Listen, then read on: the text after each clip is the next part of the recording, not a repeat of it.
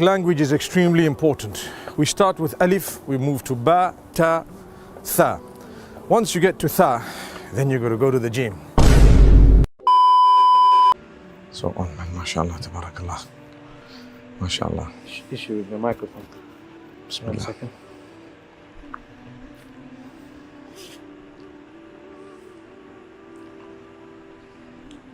Did you see this pool? Have you seen how lovely it is? Yeah, mashallah.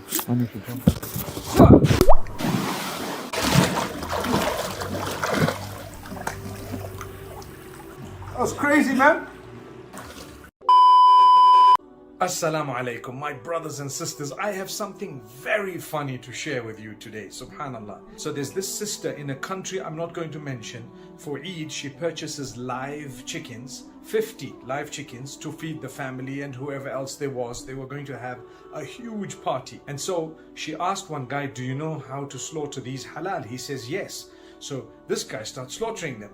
And a little while later, she thinks to herself, wow, he's so quick, he's cutting it so fast. Let me go and see how he's slaughtering. Guess what? He was slaughtering every chicken. Assalamu alaikum, assalamu alaikum, assalamu alaikum, assalamu alaikum. Can you believe it? That's not halal. He's supposed to have said, Bismillah, Allahu Akbar, in the name of Allah, and Allah is the greatest. You don't just go around saying, Salam alaikum. May Allah forgive us. And you go to someone else and you tell them, oh, I love you, you're so beautiful, you're so nice. And oh, wow, nobody's told me that before.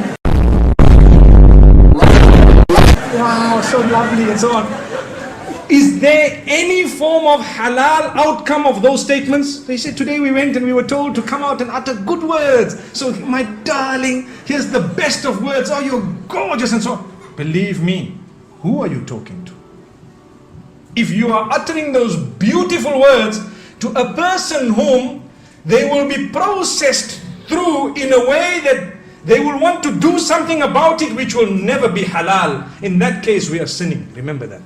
Like the man, they say the one man, and this is also a story that I've heard very recently.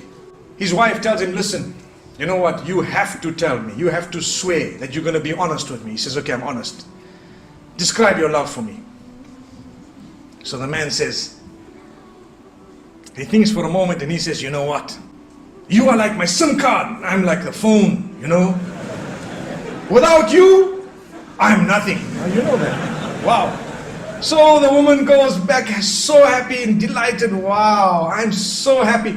It's the sweetest, most romantic thing I've ever heard. Imagine, without a SIM card, what is a phone? How many of us have phones? No SIM card. Can you have a phone, no SIM card? You have a SIM card. So then he walks out, and as he's walking out, he said, and she's saying, wow, most romantic word I've ever heard. He says, she doesn't know my phone has a quad SIM. Allah protect us. What a dirty mind. What a dirty mind. But this is the problem with us today.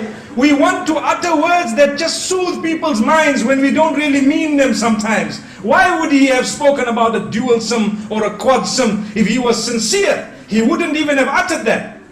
May Allah protect us. So the reason I raise this is, I know some of the brothers are nudging each other to say there is a quad SIM in the market, you know that? And believe me, there is. If you Google it, you'll see it on Google Images now. I remember I went to one country. May Allah grant us forgiveness. I went to one country and someone invited me to a wedding. Some of you will know this because it's the culture in some countries. And as I was entering the venue, there is a man sitting outside with a book. And he tells you, Sheikh, he asked me a question. Can I write your name? I said, no, thank you. No. And he just looked at me, he gave me such a dirty look. I didn't know what is the issue, because I was unaware of the culture. Sheikh, you want to write your name? I said, no, I really, it's okay. I don't need to write my name. And I went in. And I went in and I had the meal and everything. When I came out, the same man asked me, Sheikh, did you enjoy the meal? I said, hey, mashallah, it was very nice. He said, so would you like to write your name? I said, no, thank you.